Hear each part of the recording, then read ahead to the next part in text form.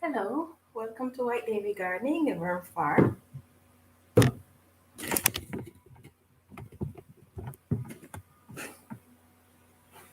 We haven't had a discussion in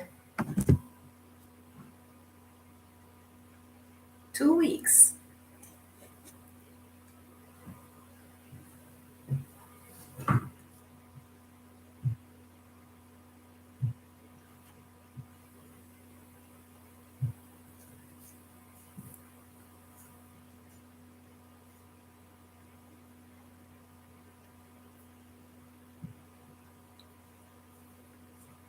Right, we haven't had a discussion in 2 weeks, and I missed you guys.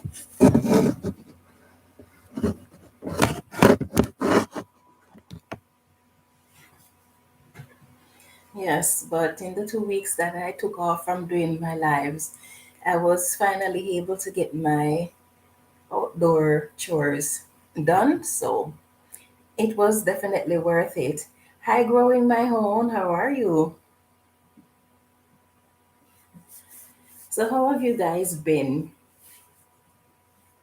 I know I still was able to talk to some of you because you commented on my videos, but a lot of you I did not get to talk to during the 2 weeks that I wasn't doing any live. So it's actually good to be back. Yes, so today we want to talk about what actually happens when worms eat food. So we're going to discuss the process that it goes through and the benefit of doing so. Let's see. Growing My Own says, glad to see you back. Thank you, my dear.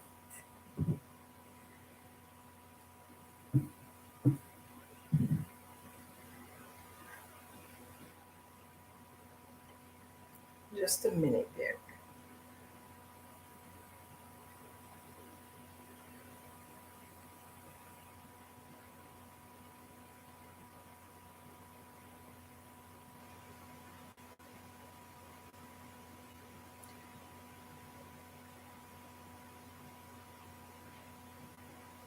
Sorry, I had a message that I had to respond to.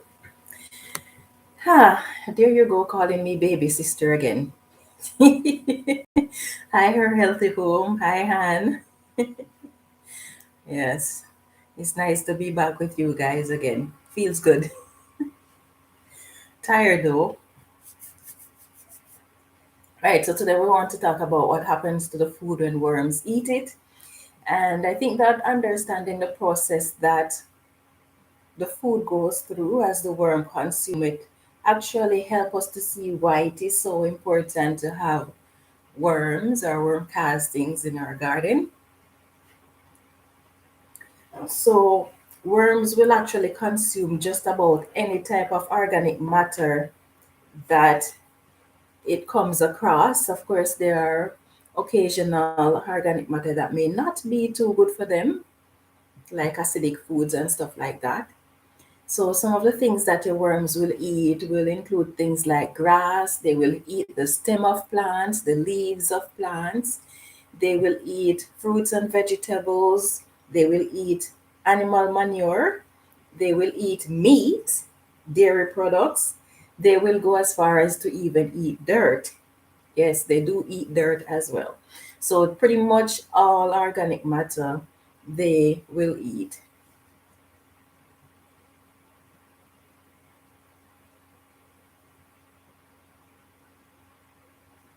Okay, you guys are saying greetings. Yes, so as most of you know, though, even though worms will eat practically all organic matter, there are some organic matter that is not recommended to put in your worm bins. Hi, Rodney. It has been such a while. How have you been? Yes, so there's some organic matter that's not recommended in your worm bin, and I'm going to discuss a little further from now these material, what you can actually do with them if you're not putting them in your worm bin. So some of the material that is not recommended in your worm bin are things like meat, dairy products, and acidic food. Now, meat and dairy product are not good to have in your worm bin. Even though the worms love these things, they're not good in your worm bin because one, they will attract pests and they take very long to break down in your worm bin. And because of that, they can develop a foul odor in your worm bin. And especially if you're keeping your bins inside your home, then you definitely don't want a foul odor. So for these reasons, then you would not put meat in your worm bin. Now, worms cannot thrive in acidic conditions, so because of that, then you wouldn't really put it in your worm bins. I must admit that sometimes I do put acidic stuff like the onion peel in my worm bin, but it's not really recommended. The worms do eat it, they will actually eat onions, but the thing is, if you're putting it in your worm bin, you want to make sure that you have just a small amount. You don't want to have enough in there that it is going to make your worm bin acidic. But I would recommend not putting it in there because it will cause other population of pests in your bin that you don't necessarily want. For example, even though they are not harmful, potworms love acidic condition, and so if you have acidic food in your worm bin, then it is going to increase the population of potworms in your bin. So if you can avoid putting it in your bin, then that is good. Let's see. Rodney says, we are well. I think we will continue with worms during fall. Summer was no fun for worms here in southeast of the US. Oh, okay. Yes, I think it was a pretty hot, very hot winter and a very, not winter, hot summer and a very wet one for some. So the worms had a rough time this time around, but hopefully next year will be better. Or if not, then we just have to find ways to adjust the circumstances for the worms so that it won't be too bad. Hi, Russell. How are you? Hi, Helpy. Yes, so I was saying meat, dairy, and acidic food you don't want to have in your worm bin. Now, what happens when worms eat organic matter? The nutrients that worms need from the organic matter will be absorbed into their bloodstream, but then the rest of the food will actually be passed out as castings, which is going to contain all the nutrients that the plants will need.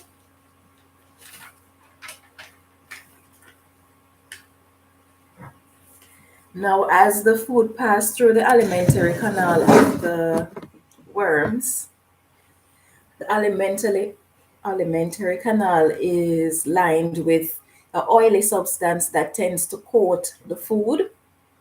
And as it passes through, this oil is going to encapsulate the worm castings. So that is what makes it so that the worm casting releases its nutrients slowly. So it takes at least 2 months for this oily substance to break down. Right. So that is one of the things that makes worm casting such a good fertilizer because it doesn't just break down all at once and then the plant use up the nutrients and then there is nothing else. It takes a while for the oily substance to break down and the castings to release the nutrients.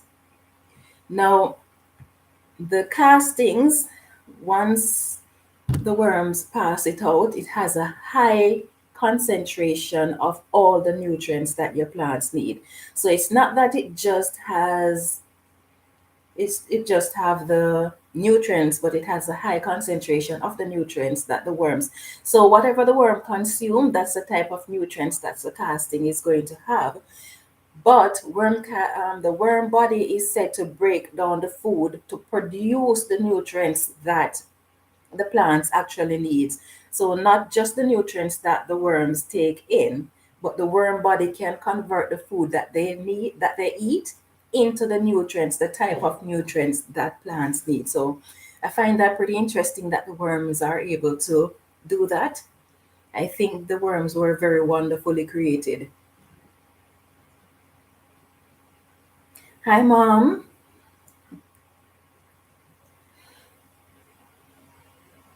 Okay.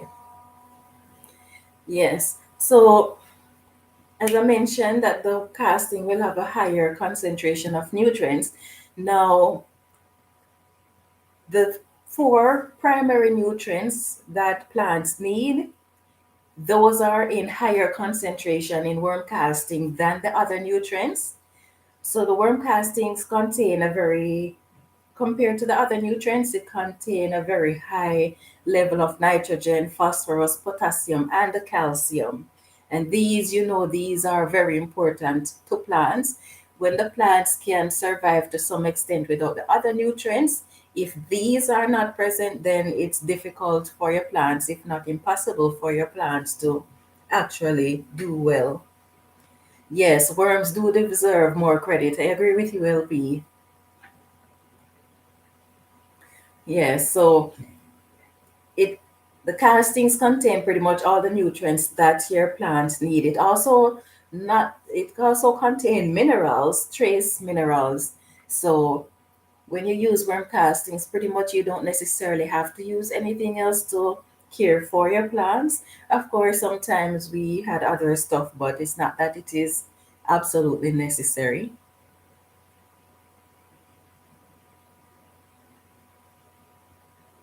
Let's see. LP says, do you see any downside in adding castings to raised bed in the fall? Some folks say wait until spring, but I don't want to store these in the winter. Yes, there is a downside to it depending on where you're living. So if you're living in an environment where you're going to have freezing temperatures, then definitely I would recommend not adding castings to your raised bed or to your garden in the winter or in the fall, because then once you freeze the castings, all the nutrients is still readily available in the plant. But what you will not have if you freeze the castings is the beneficial microbes that are supposed to be in the castings. So for that reason, it's not recommended that you add it to your garden in the fall. Now, if you have tropical environment all year round, then fine, it's good to have it. You can have it at any point in time, as long as you don't have freezing winter. Why are you crying, LP? Yes, I know storing casting can be very tricky finding space to store it. Yes, and especially if you raise them inside your home, it makes it even trickier. I'm storing them in my garage and it is still very tricky to find space to store all that castings. And I do produce quite a lot of castings, so finding space can be tricky. So, what I do in order to ensure that I don't have my castings outdoors is, rather than having a very large container that takes up a lot of space, if you can find smaller containers that you can stack on top of each other. So, say for example, if you have 5 gallon buckets, you could just fill one. When that is full, you put another one on top and you fill it. So you stack high rather than spreading it out and covering more surface area on the floor. So that might be one way that you can store your casting without taking up too much space. But I do understand that sometimes even that space to put the 1 5 gallon bucket might not be available. Yeah, so it is tricky. What you could do too is the space where you have your worm bins, if it is possible, you could, the container that you have your castings stored in, you could put that on the floor and then put your worm bins on top of it. So you're using the one stone to kill two birds, as it were.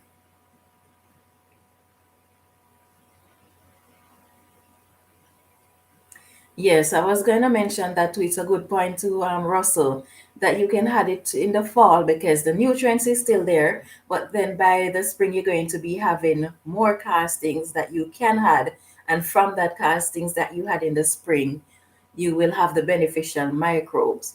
But if you are someone who produce small amount of castings throughout the year, then it might not be a good idea to had it in the fall. But if you know that you're going to definitely have enough to cover your garden in the spring, then yes, go ahead and put it in the garden for the fall. Let's see. Russell says his goal is zero castings in storage December 1st. Okay, nice. That's a nice goal. Not possible for me because everything freezes here.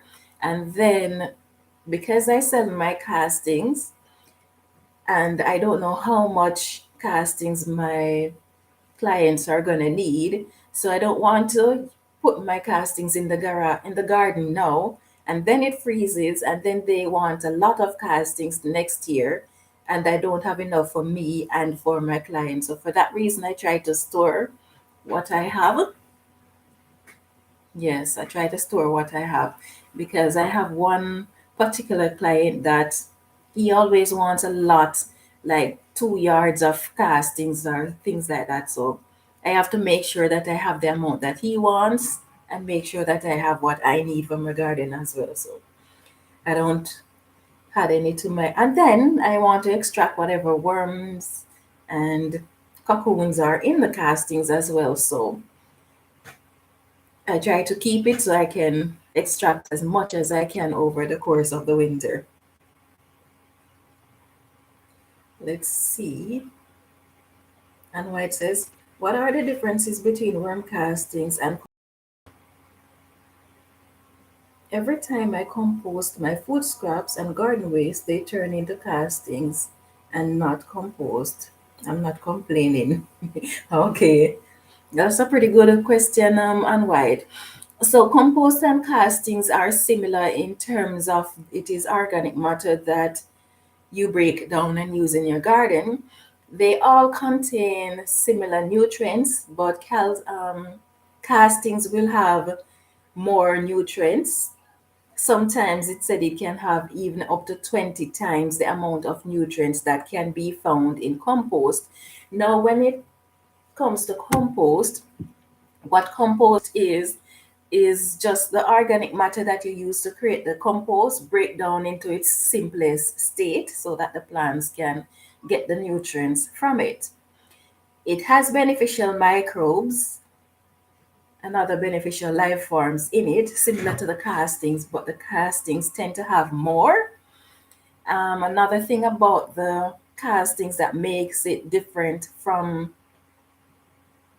the compost is the volume of moisture that it can hold in comparison to the compost. And one of the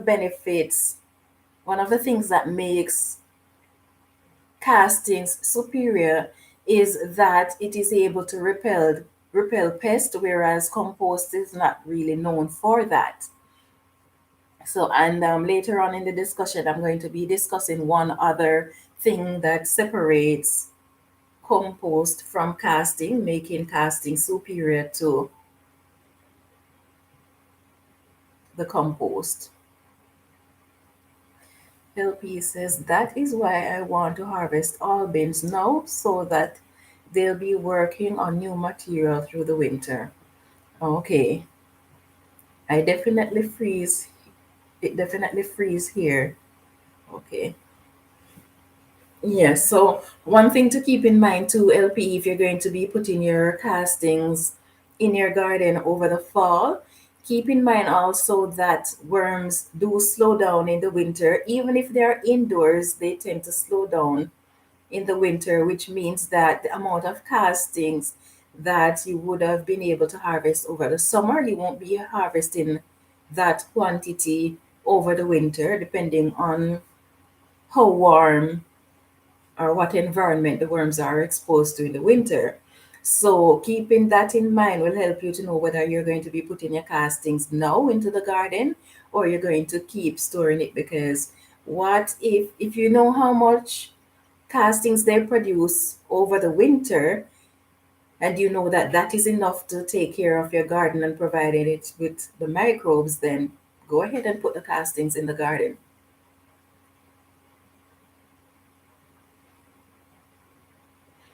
And White says, but I would like to make my own compost. Okay, so if you want to make your own compost, you could do what you were doing before it became your compost bin became a worm bin. So you could have a bin that you use for your compost and you make sure that there are no holes in it for worms to get in, since as that's how your worm bin got started in the first place. So make sure that it is not in a location where, even if it has holes in it for drainage, make sure it is not in a location where the worms can gain access to it. And then you just compost in there. Then you will have your compost that you can use. And one of the things too, because you ask about the difference between the compost and castings, one of the differences too is that whereas the compost, though it contains less nutrients than the worm castings, the compost, if you had too much of it to your garden, it can actually burn your plants. Whereas the worm castings will definitely not burn your plant. It has more nutrients, but because of the process that it went through with the worms, it will not burn your plants and it will supply a lot of nutrients to your plants.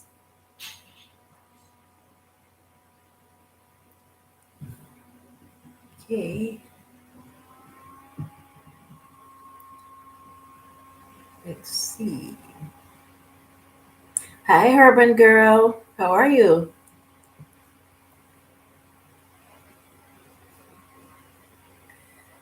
Hi, Little Farmers Farm.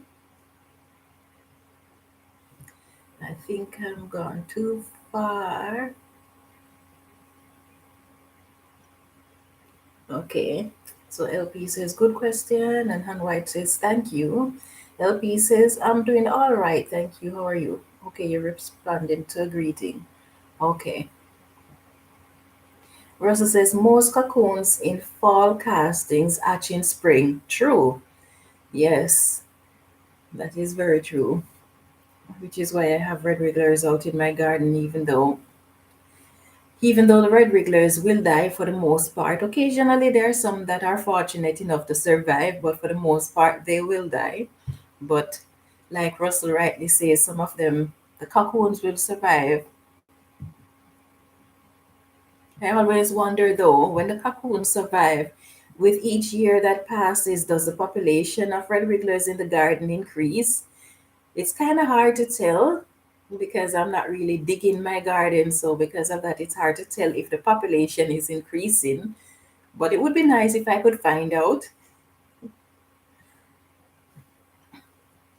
Okay, let's see. Little Farmer says, sorry I'm late. Happy thumb number 9 here. Okay, thanks.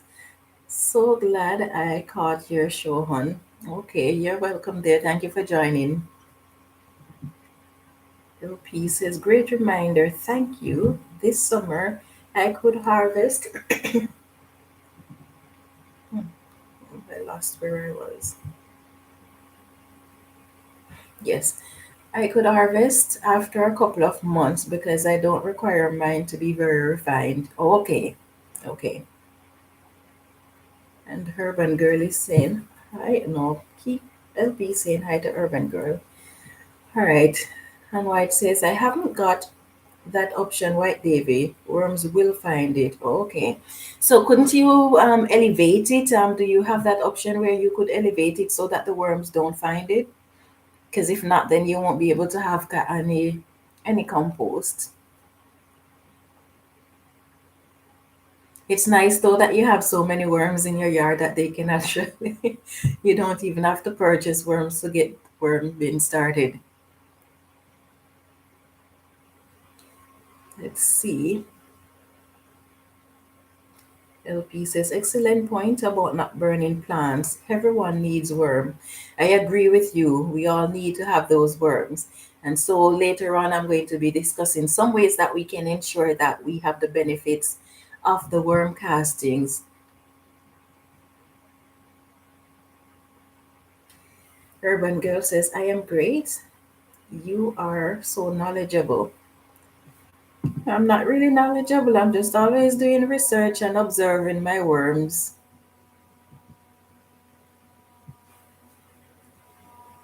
LP says maybe you just need another worm bin on white. Yes, but I think maybe she wants the compost to use in combination with the worm castings in her raised beds because she's always adding another container or raised bed to her garden. So I think maybe that's why she wants the compost so that she can have it to use along with the worm castings. Let's see. Little Farmer says, "What are the best worms for compost conversions?"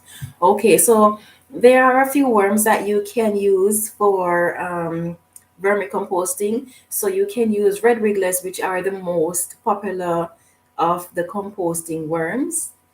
Earthworms is not an option because they are not composting worms. They will eat organic matter, but they're not composting worms. So if you try to raise them in a worm bin, they're going to harm themselves because they're going to try to burrow down because they're burrowing worms. And they're going to try to burrow down through the bottom of the container that you use, which is impossible.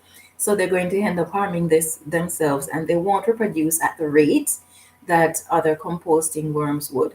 So red wigglers are the most popular because they are the easiest to find and they do better in various temperature temperature swings, whereas other worms, a lot of other worms will have issue depending on the temperature zone that you're in. So African nightcrawlers and blue worms tend to do better in warmer environments. The European nightcrawlers, they do good in both warm and cool environment, but they prefer not hot. As long as it's not hot, then they will do fine. Canadian nightcrawlers, these ones are the finickiest of all the composting worms because they require cool temperatures always. So no heat, just small amount of heat. They prefer the cool temperatures. So they are a bit more challenging to raise because then if you're raising them in the summer, you have to have them in an environment where they can stay cool. And if it is hot in your region, you're going to have to create a situation where you're cooling them off constantly. So there can be a lot more work to maintain than the other composting worms. So your options, the most popular would be the red wrigglers, the European nightcrawlers, the African nightcrawlers, the blue worms, and the least popular would be the Canadian nightcrawlers. Although I did raise the Canadian nightcrawlers in my garage over the summer, and they survived, but they don't seem to be multiplying, even though you will see small ones in there. They don't seem to be doubling their numbers or increasing their numbers because I think what is happening is that they just keep laying their cocoons to keep themselves alive, their species alive, but the condition is not ideal enough for them. So the older ones will just die off in the heat and they just keep. Yes, so it's tricky raising the Canadian nightcrawlers if you can't keep them cool all year round. Okay, let's see. LP is telling Kiki that she needs to get a worm bin. Definitely having worms are it's definitely worth the effort. Absolutely. So there are several ways that you can actually go about getting the benefits from worm castings. So one of the benefit is that one of the ways that you can ensure that you have worm castings to use is to raise your own worms. That is the best way because one, you know what your worms are fed. You can ensure that you're not feeding them material that is laced with a lot of chemicals and stuff like that. You know that the castings that you're getting is pure because you're producing it for yourself. Now, some may shy away from raising worms because one, it might be too much work, or at least they think it is too much work, or they may be afraid to handle worms. So, if that is the case, what can you do? There are several things that you can do. So, Raising worms can be tricky or it can be simple. It depends on what your goal is. So, to raise worms simply, all you need is a breathable worm bin. If you have a space issue, we are all, depending on where we're living, we have to recycle our papers and cans and plastic containers. So we'll have a bin under our sink for that. Some, depending on where you are, there might be requirements where you recycle your organic matter separate from regular garbage, so that you will have underneath your kitchen sink, and then you have your regular garbage. So if you have enough space, or if you are someone who is already having these three garbage container underneath your sink, the one for the organic matter, all you need to do is make sure that it is breathable and put some worms in there, and the worms will just recycle it. It can be as simple as that. You just have to make sure that you watch the moisture level, watch the type of organic matter that you're putting in there. So you don't want to have meat and stuff like that in there. But it is as simple as that. Make sure it has enough moisture, make sure it's not too moist, and as simple as that. And you can be raising your worms. Every now and then, you may need to harvest your worms. Now, if it is the case where you have the space in your house, then you can get a larger worm bin and raise your worms comfortably. Now, you can get more complicated when it comes to raising worms, in terms of, as your worm population grow, you might want to monitor your bin, deciding, okay, keeping records of what you feed your worms, when you feed your worms, how your worms respond to this type of food, what kind of environment is your worm exposed to, how do they react to it. So that is the more complicated way of raising worms. But really, all it takes, if you're just raising worms for your garden, is just to have the bin. Make sure you're not feeding dairy products, meat, and acidic food. Making sure the bin has sufficient air, you have the worms, and you just feed it organic matter and control your moisture level. So it's not something that is actually difficult to get done.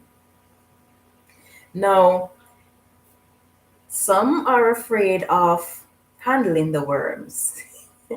And there's nothing wrong with that. Absolutely nothing wrong with that. We all have our preferences.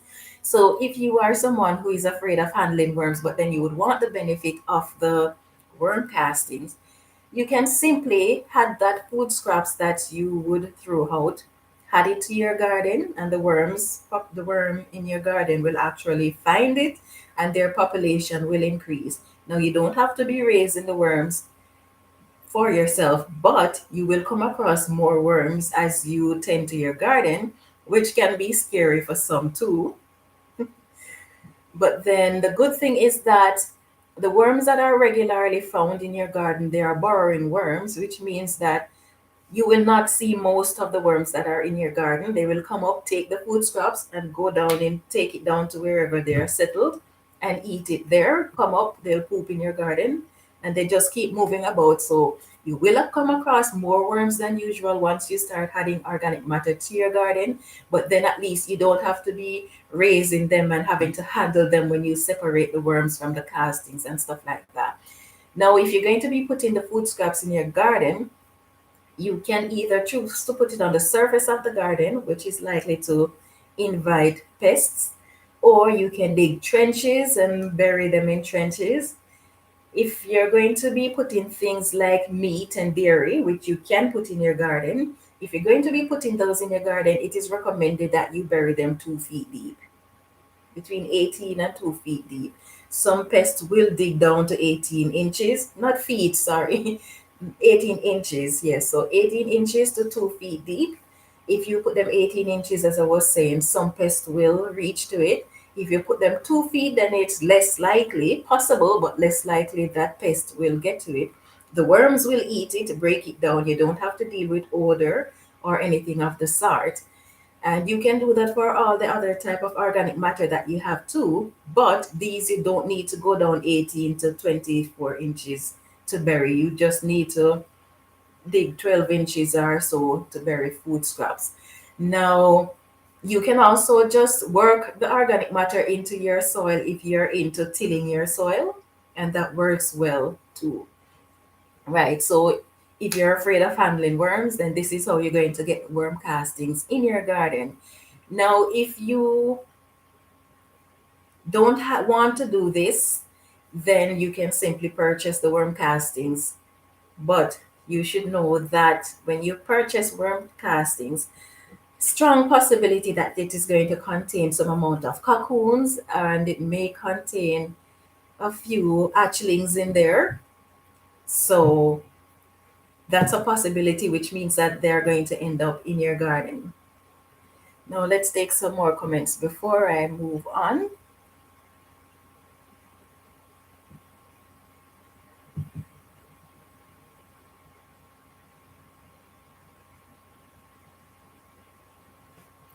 LP says, Anne says, LP, I've got two worm bins and I haven't got the space, and I've got worms all over my garden.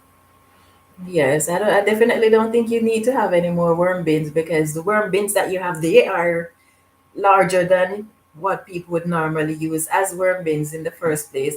And since as your worms are native to your environment, because you have the European nightcrawlers and the Canadian nightcrawlers, so they are native to your environment. So I don't think you need to add any more worm bins. Your worms seem to be doing quite fine.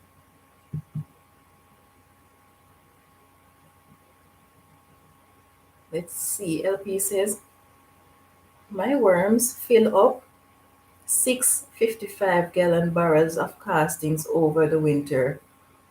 Whoa, you've got a lot of worms if they are filling 6 55-gallon barrels of castings. Holy moly.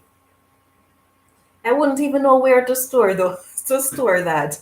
I can see why you have the goal of getting rid of your castings by December 1st. Yes, definitely you would have to keep moving that castings, because wow, that's a lot. Hopefully someday I will reach the same level as you. By that time you will be your setup will be so large, I don't think you'll be able to manage it on your own. Let's see. The little farmer says, what do you think about burying waste fruits and vegetable in a grow bed and put red wigglers in or on top of the waste? Okay, that is one of the things that I was going to actually discuss with you today. It's actually a good idea, because some people don't have a regular garden where they plant in the ground. For some, they plant only in containers. So if that is the case and they don't want to have a worm bin, they can put the worms inside, put a few worms inside each of their containers, and make sure that it remains moist, and also make sure that it has enough organic matter for the worms to feed on. The good thing about that is that you're getting the benefits from the worms. You don't have to maintain the worms, apart from just making sure that there is organic matter in the container, which you would normally have to add anyway, because you have to feed the plant nutrients. And if you're someone who is feeding organic matter, then there you go. So it's really no extra work on your part. Now, what if you don't have composting worms and you're growing in containers and you want to have worms in your container? All you have to do is just, if your container is on the ground, then the worms will naturally find it if you have organic matter in the containers, and the containers have holes in it, of course. Now, if you have your containers elevated, then whenever you come across earthworms, just two earthworms is all it takes. You put them in each of your container, you put two earthworms. They will stay there and increase their population. Now, mark you won't have the population that you would have if it is composting worms, but the regular earthworms do compost. You just cannot raise them as composting worms. So the population will increase in there, but you won't have a large amount of worms to deal with in there. So that is an option. So that is a pretty good idea. that would work pretty well. In fact, I know one YouTuber that actually put the worms, the composting worms. She would buy the composting worms and spread them out across her containers that she plant in. And they seem to do pretty well in there. So yes, you can actually do that. It's a good idea. Let's see. Little Farmer says, fantastic reply to my best worm question, hon. Thank you for that. Okay, you're welcome. Urban Girl says, that's amazing, Russell. Yes, that is definitely amazing. Little Farmer says, where do you buy your worms? Um, my red wigglers, I bought it from a lady here in the city where I live. It's kind of tricky to find them here, but it's getting more and more popular. So I guess it's a little bit easier to find them here. But you can get them online. I know some countries don't really allow you to ship worms internationally. Um, but you can usually locally, you can do research online to see where you can get them. Depending on where you are, they may be easy to access, or you may have to shop online for them. For my European night crawlers, I got those from my sister on white gluten free recipes. And then for my African night crawlers, I got those from Russell. And my Canadian night crawlers, I got those from fishing fishing supplies. So wherever you'd buy worms for fishing, yes. So that is where another place where you can get your worms too. I know that some Walmarts will carry red wrigglers for fishing, or they will carry, depending on the region, they may carry Canadian night crawlers. Places that supply fishing equipment and bait will have worms, so you can get worms from there as well. And I hear that some gas stations also sell worms for fishing, so you can get worms there. The thing though is that when you buy worms for fishing, you don't really get a large quantity of them. But if it is difficult for you to access worms for composting purposes, then you can buy worms from these locations. And even if it is just a few, it might take you longer to have a large worm population, but at the end of the day, you will have the worms that you need. Let's see.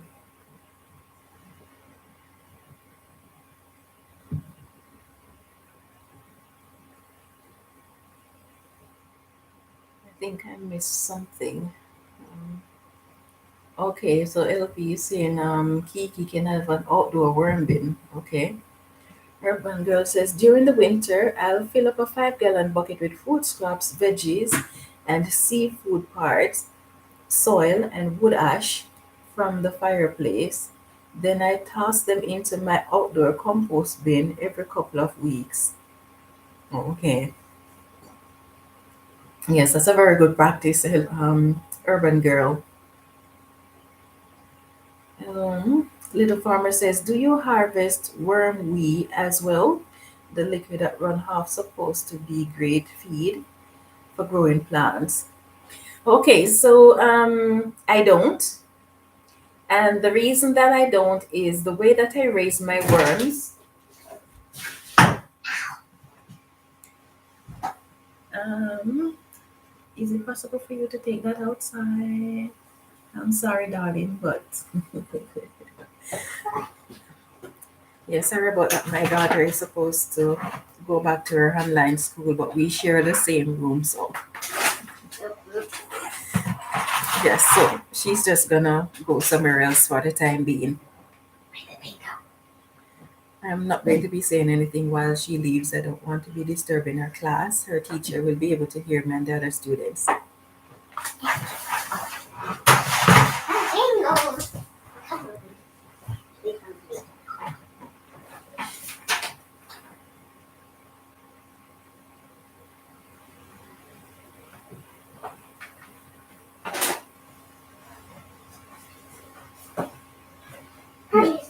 That is why I told you to take it out when you were going out for lunch.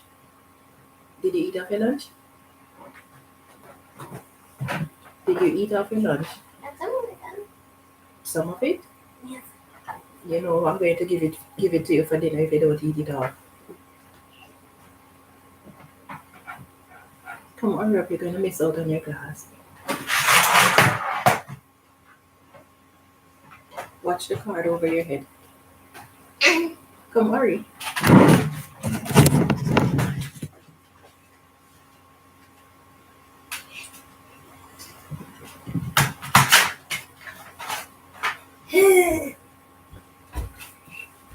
Alright. I suggest you get your charger because that laptop is not very good for going long without the charger. Okay. Yeah, sorry about that. When you have kids. Let's see, where was I? Yes, I was answering your question about harvesting wormweed. Now, I don't have wormweed to harvest because the way, hurry up, noisy child. The way that I raise my worms, I don't have a lot of liquid draining off because I don't feed my worms a lot of food scraps that contain a lot of moisture. And even when I'm feeding a lot of food scraps, because of the amount of bedding and leaves, whether paper bedding or leaves that I had to the bin. So there isn't really a lot of liquid that is draining off my worm bin. In fact, none of my trays has holes in them.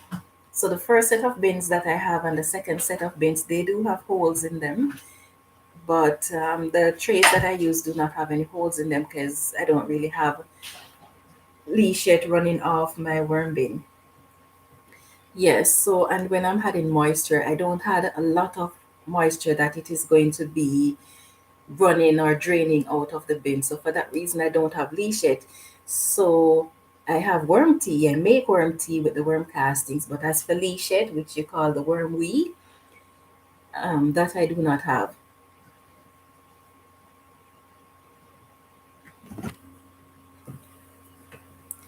Yes.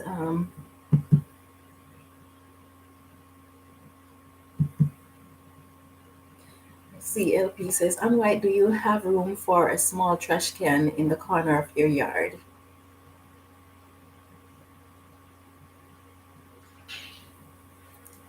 And Little Farmer says, Kiki, sound practice there. I agree.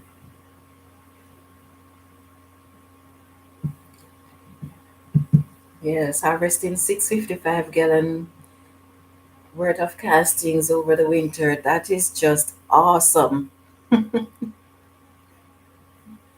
Yes, so as we were talking about the benefits or the differences between the compost and the worm castings, one of the things that is outstanding about the worm casting in comparison to the compost is that the worm casting does not just contain the nutrients that plants need, it contains other substances that is created inside the body of the worms that makes it superior to most other types of organic supplements or fertilizer.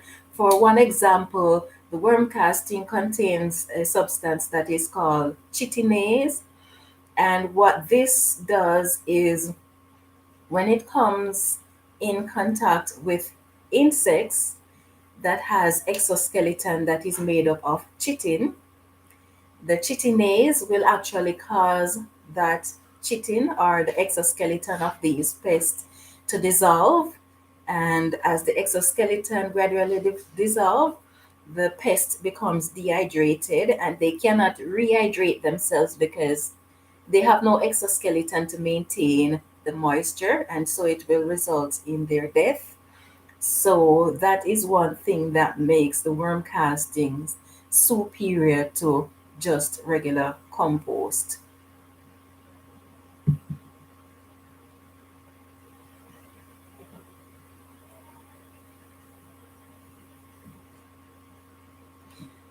And White says no LP because I used up all of my garden because it is pretty tiny.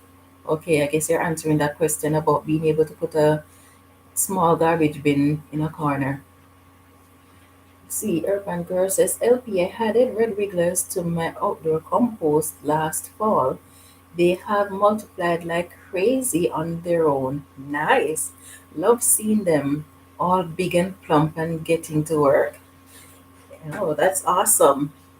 Do you have freezing temperatures where you are, Urban Girl?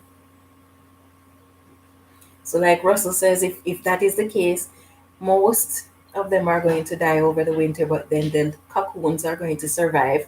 So, every year, you don't have to worry about having them in your compost. They are going to be there. Some of the worms will actually survive too, which is rather surprising that they will survive, but some of them will actually survive. Yes, I remember 2 years ago that tiered worm bin that I have outside, my outside tiered worm bin, when I went there to start sorting out the bin to put my worms back out for the summer, and as I was cleaning up around the bin, removing the grass that was growing there and everything, I noticed that I'm starting to see one and two red wigglers because they crawled out the bottom of the bin, and so they were living underneath the bin and in the soil around and about the bin. And it was impossible for them to be from cocoons because at that point in time it was too cold and the worms were too big for it to be the case where it is cocoon that hatched and turned into adult from the time it started getting warm. So what I was finding was actually adult worms, and it had just started to warm up.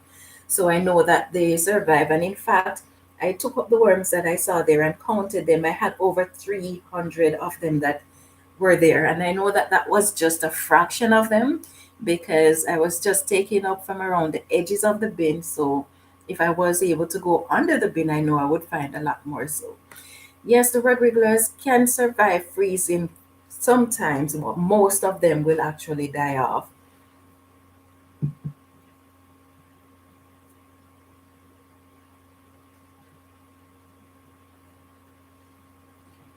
Okay, LP says that is a nice system in the winter with your buckets. Okay.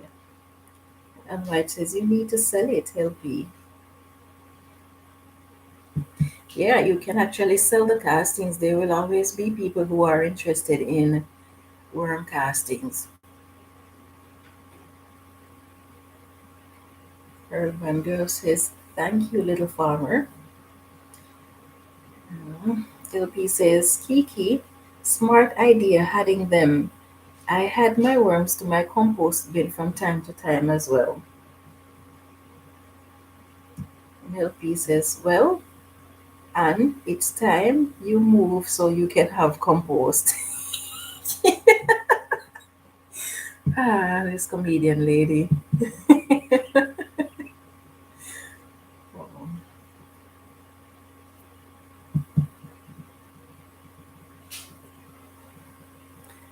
Little farmer says, thank you, great information. Okay, you're welcome.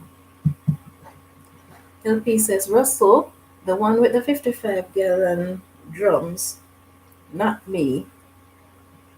Okay, Russell is the one with the 55-gallon drums, not me. I do not have room or management skills for that.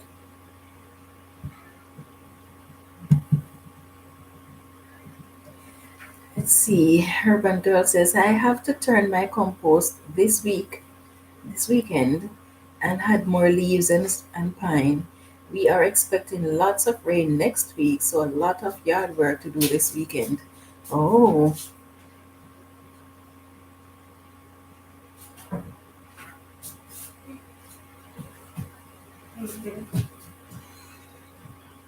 I don't know what my son is up to.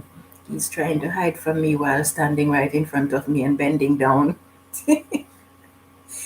Guess he doesn't quite understand hide and seek yet. Let's see. Yes, okay, well, that's nice. That bin, that compost should be eaten up quite nicely after you have your rain. We haven't had any rain, and I thought by now it would have been colder. I'm glad it's not, but I thought it by now it would have been colder. So I emptied my tanks of the water that I had in them. I was able to save four of those 55 gallons of water in my garage, but then for the rest of the tanks I had to empty them. Some of them I put in the compost bins that I have outside. But I emptied them too early because last week I wanted to wet the bin and I'm like, oh my goodness, I don't have any water. But anyway, yes, hopefully you will get those compost turned before the rain comes.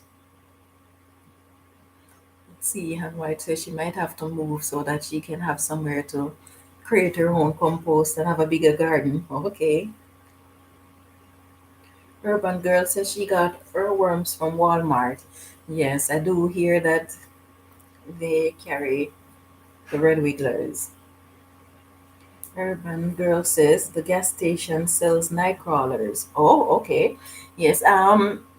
Didn't know they sell Nightcrawlers, but I was told that they do sell red wigglers. But that's good. It means that they have more than one variety. Little Farmer says I may ask at the fishing shop near me. Okay, good. Russell says I'm happy. Done growing worms to desired size for this year. Now it is just breeding 3 buckets a week. Nice, nice. Um, oh yes, Russell, I should ask you for those African night crawlers. You say if they're in a mixed bin, mixed in terms of size, then they don't really grow to their full potential. They take a lot longer. So the ones that are full size that are in a bin to themselves, they're gonna keep reproducing. So what do I do? Do I keep on adding new bins and putting the mature worms in that new bin and just keep moving them around? I mean, how do I maintain a bin with just those fully mature worms that are grown to their full size? Because for the African night crawlers, I don't really want to have like a lot of bins with them because most people here might have an issue with raising them. So I don't think I will be selling them for that purpose. For composting. For pet food, I would set them for that purpose, but not to be raised as composting worms unless someone specifically want it for that, really. But the focus is to raise them for pet food because they grow to a nice size, and then I can focus on raising the red wigglers and the European night crawlers for people who want composting worms.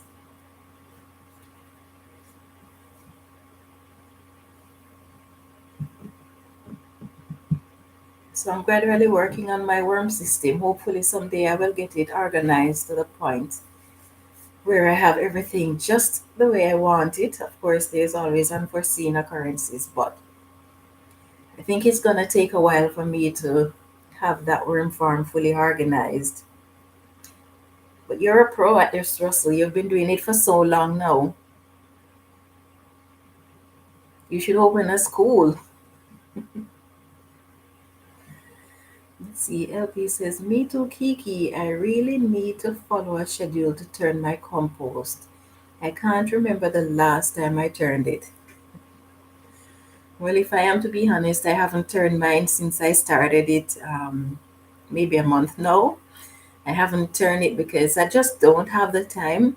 I'm pretty good at turning my compost, but because the growing season ended and it's getting cold outside, so I have to prioritize and put the most important things first because if I don't get to turn the compost, nothing bad will come of it. It is just that it's going to take longer to compost.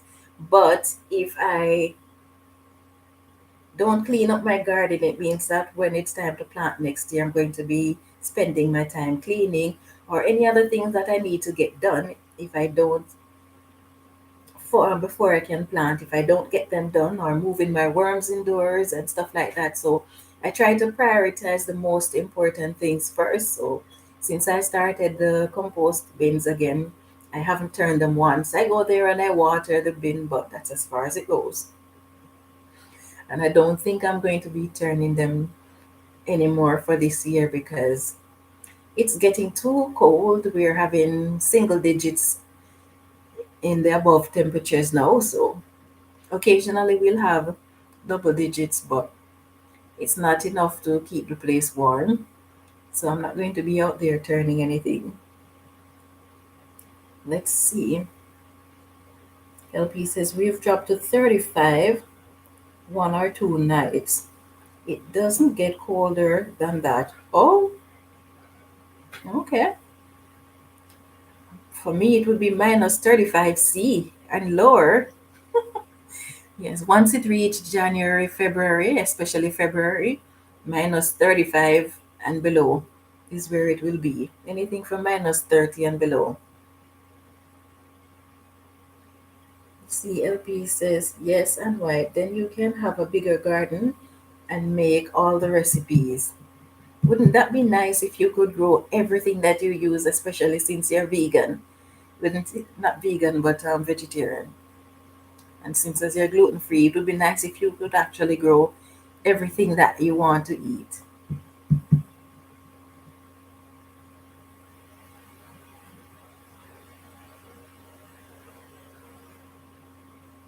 Urban Girl says, lucky, lucky you.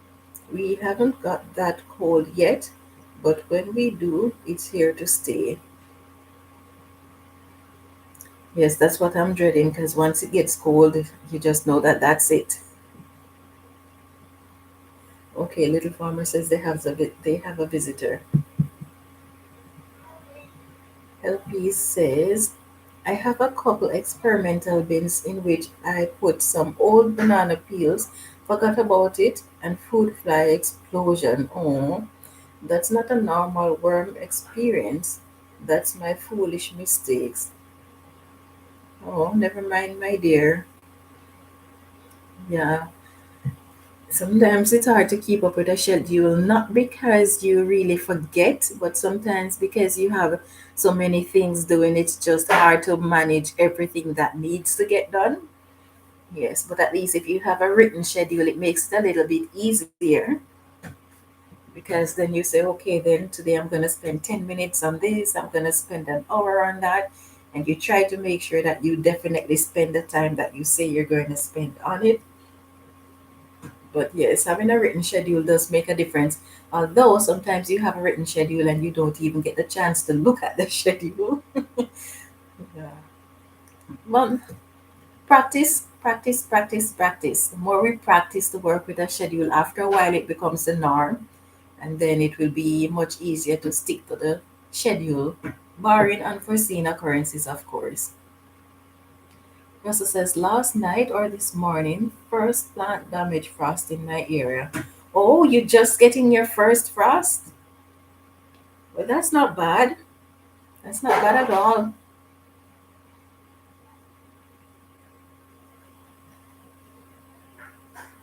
Let's see. LP says, hello, daughter. Have a good class.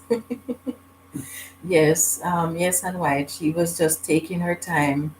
But she well, I don't even know if I should say accidentally, but she's always doing all sorts of crazy stuff while she should be doing her schoolwork. So she had a caterpillar in a container with soil, and she's watering the soil. She's watering the soil, so the container became so soggy, and it looked as if she spilled some of the water on her laptop, and one of the keys stopped working. So now she has to have a keyboard connected to it, so that makes her moving out of the room so much difficult because she has to walk with the laptop, she has to carry a charger, she has to carry a keyboard, and it just serves her right. Next time she'll know better. Yeah. Anyway, LP says normally Kiki would have had a frost at least by now. 6 in Michigan. But I guess we're lucky this year. We'll still stay in the 40s and 50s, it appears now. Oh, but we will freeze. Okay.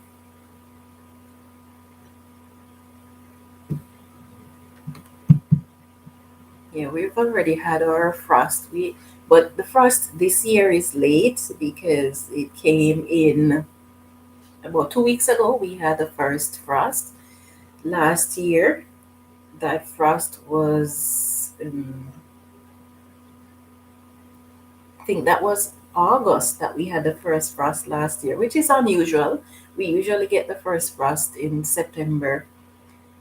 But you know, the funny thing, a few years ago, our growing season would actually end in like around the first week in October. I remember having corns outside in October for several years, but all of a sudden it's by August, you know that you better start thinking about taking your plants out. And sometimes September, you're allowed to go into September, but I don't know.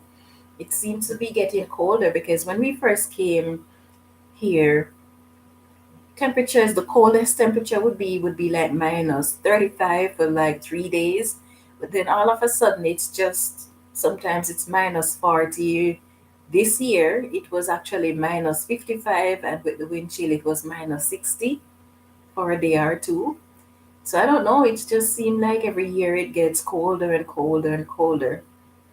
Even areas that usually don't have cold weathers are experiencing cold. So nothing we can do about it. We just have to make the most of it, I guess.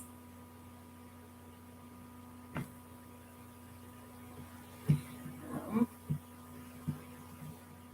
LP says, "Oh shoot, really, Russell?" Okay, so Urban Girl is asking if Russell was prepared for the frost. Urban Girl says, "LP, oh yeah, we are just about at the same in the same boat. Zone 5B in New York. We haven't had our first frost yet, and we are looking at 50 and 40s next week as well. This extended season really is a blessing. I agree with you. It is a total blessing. But then the unfortunate thing for my region is that whenever we have an extended season, it always seems as if the winter tends to be more brutal. So I'm really hoping that's not the case because this last winter was brutal. So if this is going to be any more brutal than that, it's, oh my goodness. I don't even want to think about it. Russell says, Urban Girl, yesterday I picked the green tomatoes. I set them on the kitchen counter. Day before,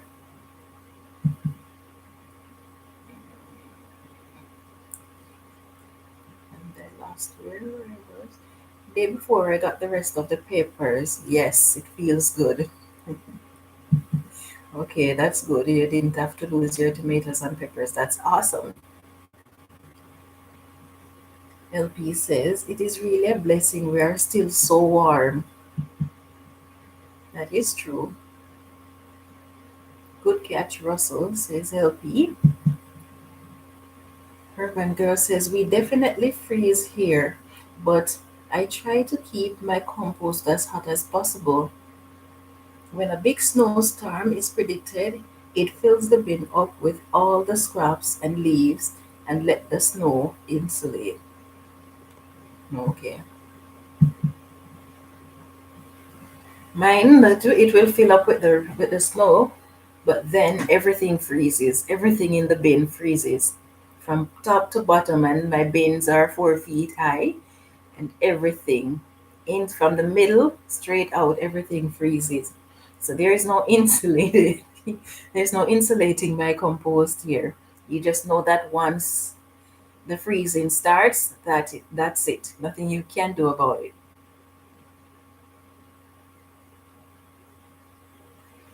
LP says, hello, young man. Maybe they need a kid's worm bin.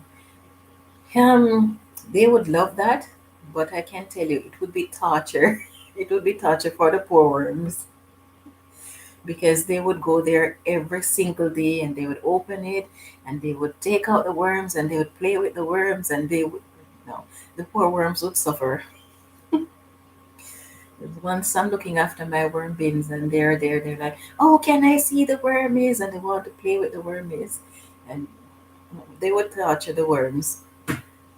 And I would have to be there with them every single time they're going to feed the worms or if they're going to add moisture to the worms. I'd have to be there with them every time because just like my daughter drowned her caterpillar that that she was raising, she would do the same thing with the worms.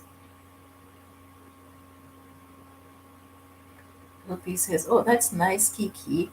I've got my compost in cheap trash cans. I drill a million holes in. Didn't want to do a big pile because I already have raccoons visiting me and my dogs eat all." Okay. And White says, "White Davy, why sell them for pet food? Poor little worms." I mean, you don't know what people are doing with them when they buy them, And the food, admittedly, you're not really into a lot of meat eating, but we do eat meat, so it's the same thing for the worms. They get eaten. It's just a cycle of life. It's just a cycle of life, really. You can't stop it because the other creatures have to feed too. Yeah, but there are some pets that will not eat anything but these worms and stuff like that. So, and then I use them for fishing. It's the same thing. The fish are going to be eating them when you use them for bait. The fish is going to eat them, and I know you don't like that. Yeah, I know you don't like that, but that's just the way. That's just the cycle of life. LP says those African nightcrawlers are awesome. Yes, I am enjoying my experience with them. I'm learning as I go, especially when dealing with them with temperatures and stuff like that. They're quite finicky. Yeah, they're quite finicky when it comes to temperature differences, but that's okay. The reason I have them is so that I can learn all about them. Let's see. Oh, maybe I should take the temperature of the bin that is not settled and see what's going on, what the temperature is like in there. Yeah. Oh, my pens are gone. I need to jot that down so I can remember to do it.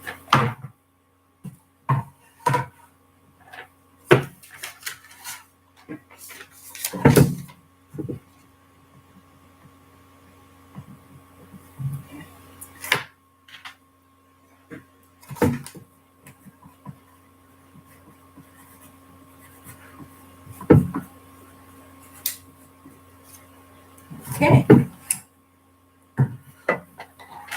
Let's see. Urban Girl says, "Oh, okay. I use chicken wire to enclose my compost."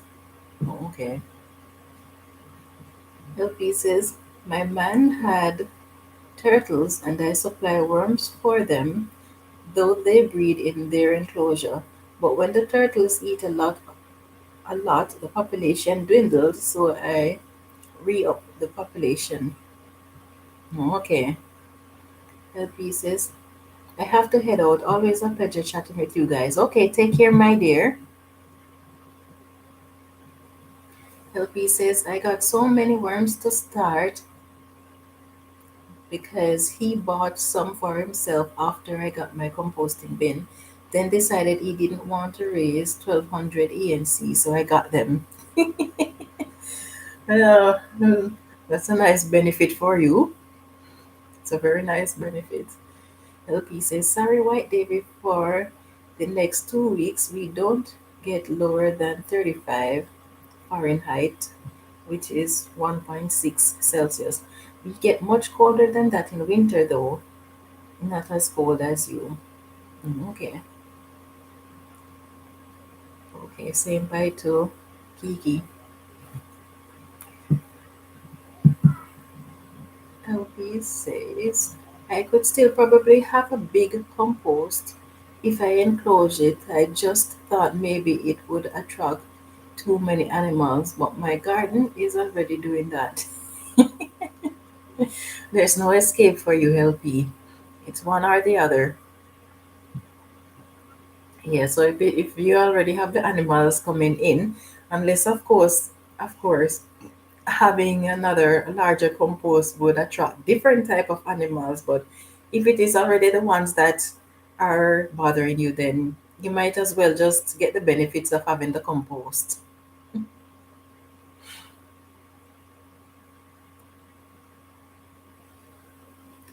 Okay. And wife says, bless her. We haven't had our first frost yet. Well, that's good. Little farmer says, how cold does it get where you are? Um, Usually it goes down to -30, -40, but then there is always the odd years when it will go down below -40.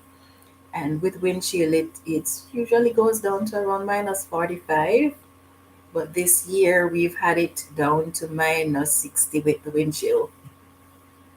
But usually for about 1 or 2 weeks, we'll get like -35, -40. That temperature don't really last long. It's usually just like 3 days, occasionally 2 weeks, but it goes below that. But Saskatchewan is known for its windiness. It's very, very, very windy here. So when it gets windy and the temperature is already so low, it's just brutal to be out. Sometimes you look on the weather report and they will tell you, okay, you have 10 seconds. If your skin is exposed for 10 seconds outside, it will freeze and stuff like that. So it is brutal. If you don't have to be out, then you don't want to be. LP says, I like the warmer fall, but warmer winters mean warmer summer. And it means not as many bugs die as they're supposed to. So we get more ticks and mosquitoes spreading more disease. There's no winning, is there? Yeah, there doesn't seem to be any way to win at all. It's one problem or another, but you just can't escape it all. But I guess that's just life. We just have to deal with it. Okay.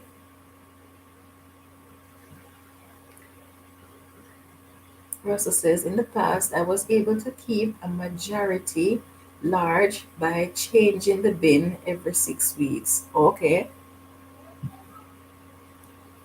Lot of work ahead of me then. Okay.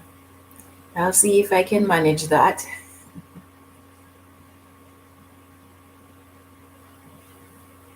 LP says, change them how, Russell? Changing up the material. LP says, Russell says, if they run wild in the bin, an occasional large worm should be seen. Okay. So you just take them out once you see the large worms running around. Okay.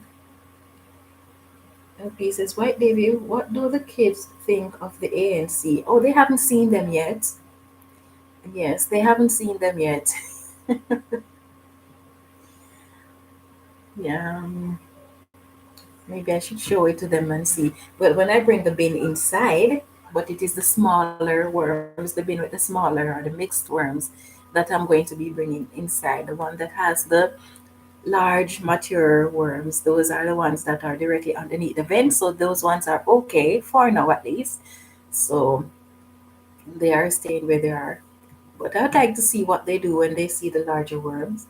I know the daughter might want to touch them. The son will want to touch them too, but he's gonna be like putting his hand close and pulling it back and putting it close.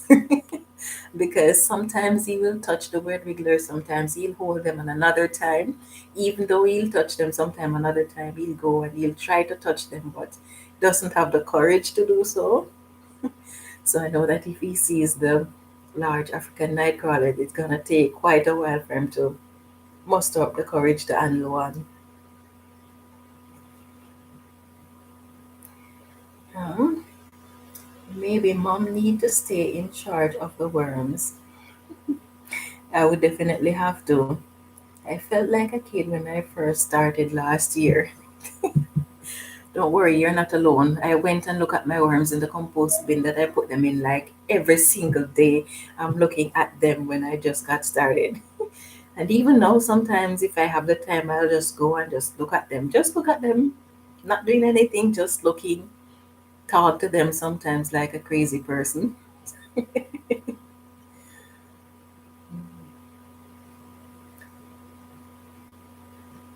Okay, double screen sifter processes you use.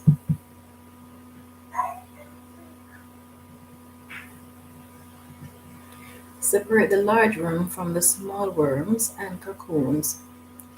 A new bin is started with the small worms and cocoons. Okay. Russell says George used to eat worms. I am sure he had a lot of recipes. I'll tell you, those weren't chocolate chips. Uh, well, as far as I know, I hear they're very high source of protein. So if push comes to shove, I was saying to my husband the other day, with all that is going on with the pandemic and food shortages that I hear is occurring in some places, if he'd let me to cook up some of the worms for him, he's like, "No, you can keep those." I'm like, "Yeah." So I say, "You wouldn't eat them?" He's like, "No." I'm like, "You can say that no, but I mean, if it comes to that and you're hungry, you think you're gonna say no?" I know I would not be saying no. The thought of it is but if push comes to shove and that's what I have to do, by all means, I'm going to. Um, yeah, so we'll see. I've never heard anyone dying from eating composting worms yet. So,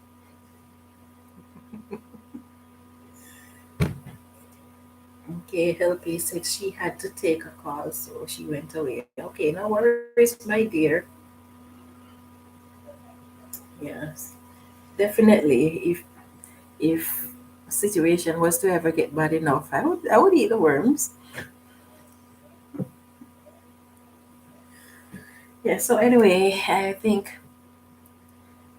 that's all we're going to be discussing for today. I need to go look after those worms and see how those African night crawlers are doing. I think I'm going to be taking one little mixed bin inside either today or tomorrow.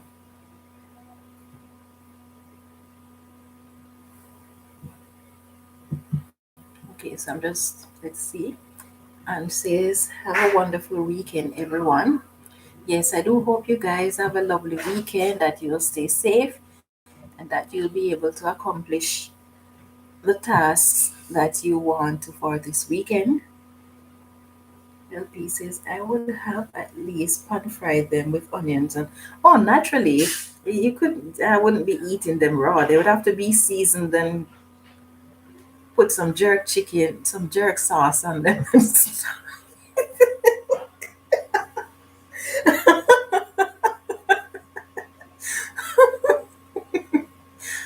Naturally, you'd have to season them because I don't think they would go down otherwise.